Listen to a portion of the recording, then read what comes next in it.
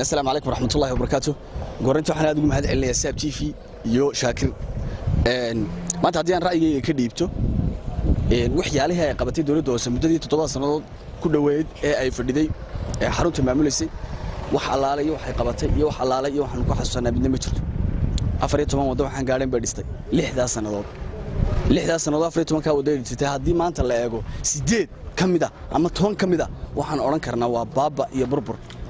waxaan ka xunnahay xildhibaanadii dadkan loo doortay ee dadku u codeeyeen ee dhaxanta badan loo soo fadhiistay iyo siigadu noogu dhacday inaanay maanta fadhiideen dhamaantood aan waxba qaban min waliba gurigu iska dhistay de guriyahooda xariga looga jarbanaan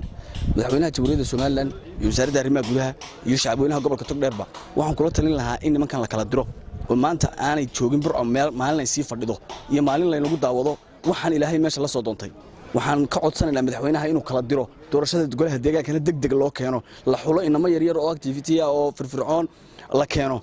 beeraha wax soo xulaya markii xildhibaanada keenayaan qof ay u arkaan in uu macquul yahay oo ummadan wax u qabanayo iyagana u faa'iideynayaan inay keenaan ayaan kula talinaya wadooyinkeena waa burbur jidadkeena waa burbur sariibada baloortag biyaha ku daadanaya waxaan aad ugu xumahay wadooyinkii ay bartaa joogeen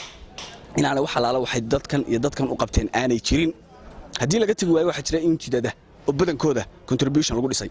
ama shirkadaha ka qayb qaadato ama degmooyin Ingiriiska ay soo bixiyaan lacag ama hay'adaha bixiyaan intooda badan waa contribution wax dawladdu hoose gacanta ku qabatay ma jirto bal orado laamigi qasabka eeg waa burbur bal orado laamiga silada eeg waa burbur bal orado ka October eeg waa burbur bal orado ka hodan qaleeg waa burbur wax allaalay iyo waxaynu ka faa'iidnay ka istifiidnay ma jirto 12 kowda bishana albaabka laga baxaya hadii la doono adigoon qadiinba ay albaabkaaga la baxaya si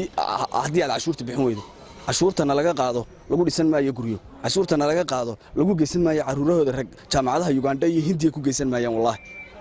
waxaan ugu baaqaynaa madaxweynaha Soomaaliland in uu naga eriyo oo uu naga bedelo bulshadu mar quraata ku kacdo waxaan ilaalinaynaa nabadgelyada xasiloonida dalkayga ma doonayna inaanu ku mudaharaadno hadii ay ilaahay nabad ka doonaysaan naga kaxeeyo nimanka meesha jooga taasi waa ta kale aan sheegaya waxay tahay wax la yiri burco waxa ka maqan cashuur ay xaq u lahayd oo xoolaha in burco lagu cashuuray waxay yiraahdeen oo maayir ku doodiyay berbera lagu cashuuro xoolaha ma maanta ogaaday 6 sanadood buu maayir ahaa ma maanta ogaaday in berbera cashuurtii burco xaq u lahayd berbera lagu qaaday ma maanta ogaaday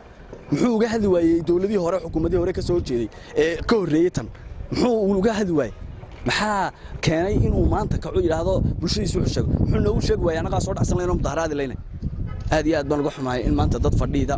oo ayagu sariyanaya oo ayagu aan xataa ayagu waxba ku heshiisay in maanta meeshii la keeno waxaan kale ka xumahay in burco soo doorato xildhibaano fadhida qayrkiin waa kuwa gabiile fadhiya qayrkiin waa kuwa hargeysa fadhiya qayrkiin waa kuwa berbera fadhiya aqliyaasha oo damiiriyaasha oo dadkiina wax kaga taga waxaan idinku xasuusanahay ma jirnee amaana ilaahay ilaahay garab galo saamax baan naga tiin anaga